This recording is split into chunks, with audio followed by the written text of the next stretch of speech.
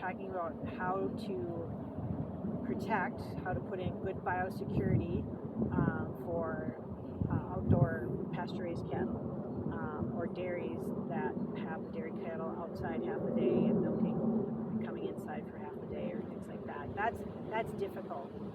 And I'm not a dairy or beef expert in any way, shape, or form, but as a veterinarian, I think one thing that could be done is that would be considered biosecurity for any cattle herd would be if you're bringing in new stock, you're bringing in new cattle to your farm, they need to be separated from your existing cattle, your existing herd.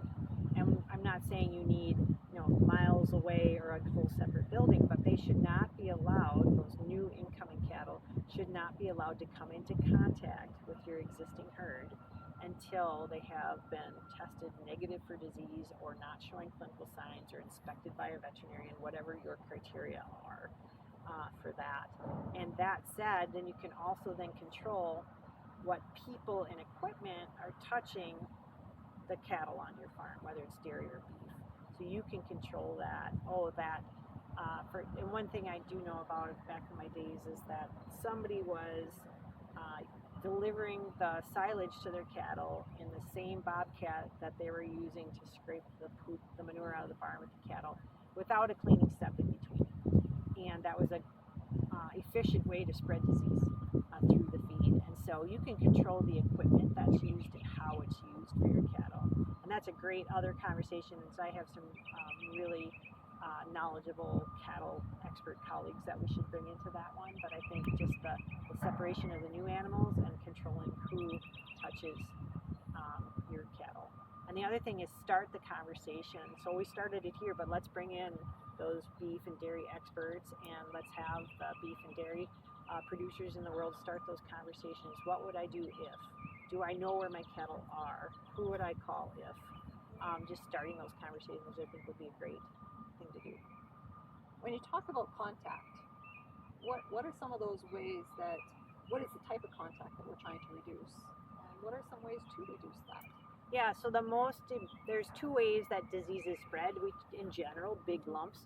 We talk about direct contact with animals. We usually call it nose to nose or nose to butt contact. So that's direct contact.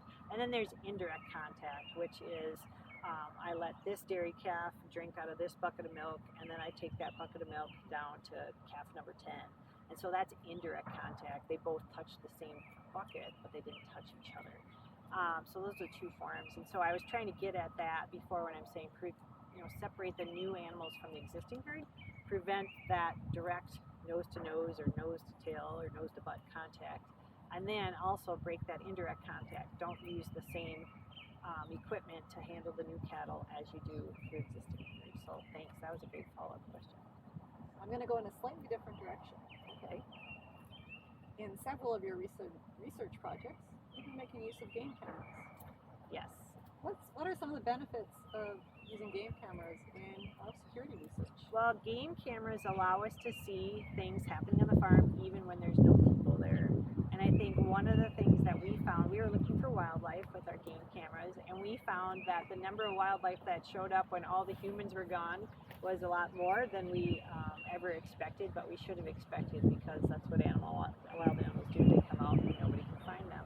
So they're a way to observe when nobody else is there.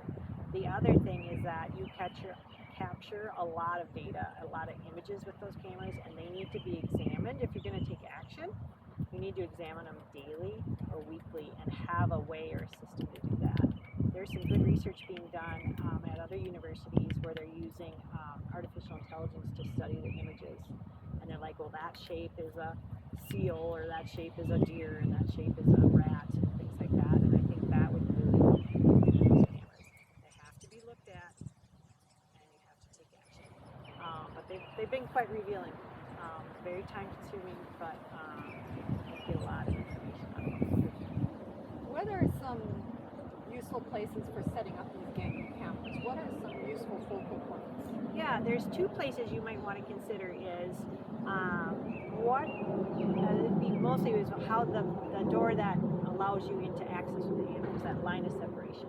So what's crossing potentially the line of separation or depositing a lot of contaminated material right outside the line of separation that could easily be brought in.